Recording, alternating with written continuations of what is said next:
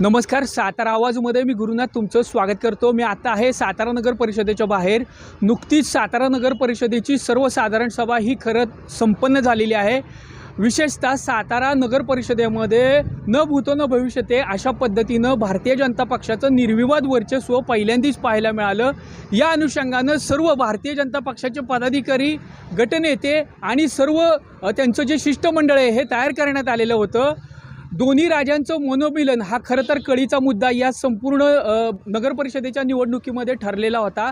यानंतर वेळोवेळी गट तट विसरून एकदिलानं काम करा अशा दोन्ही नेत्यांनी सांगण्यात आलेलं होतं. मात्र वेळोवेळी सातारा नगर परिषदेचा कारभार हाकत असताना नेमकी माशी कुठं शिकली असा प्रश्न आता सातारकरांमध्ये चर्चेला जात आहे.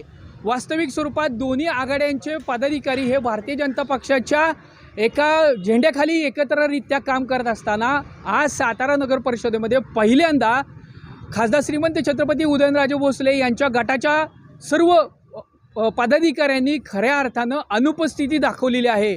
वास्तविक आमच्यात गटतट नाहीत अशी भूमिका दोन्ही लोकप्रतिनिधींनी वेळोवेळी घेतली असताना देखील आज नेमक्या पद्धतीनं या गटाची माणसं, या गटाचे सर्व नगरसेवक, उपनगराध्यक्ष आणि पक्षप्रतोद हे या सर्वसाधारण सभेला अनुपस्थितीत का राहिले याचं उत्तर आता यांनीच देणं गरजेचं आहे. कारण नेमकं त्यांच्या अनुपस्थितीबद्दल आता सातारकरांमध्ये चर्चांना उधाण आलेलं आहे.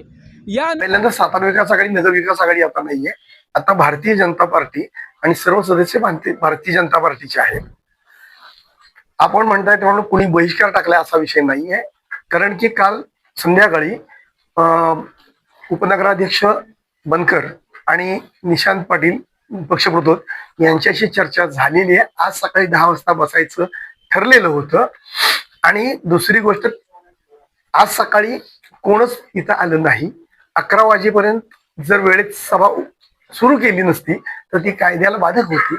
त्यामुळं सभा सुरू केली आहे आणि सभेत सर्व विषय मंजूर झाले. म्हणजे 51 सदस्य 17 असावे.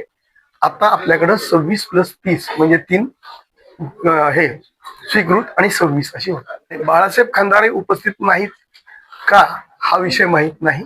पण अशा पद्धतीचं काय जे असेल हा निर्णय तो पूर्णपणे दोन्ही महाराज घेत असतात आणि तो त्यांना तशा पद्धतीनं सांगितलेला आहे. पालिकेतील नगरसेवकांचा एक गट काही नगरसेवकांवर दबाव आणते का काही पद्धती? काही अजिबात नाही.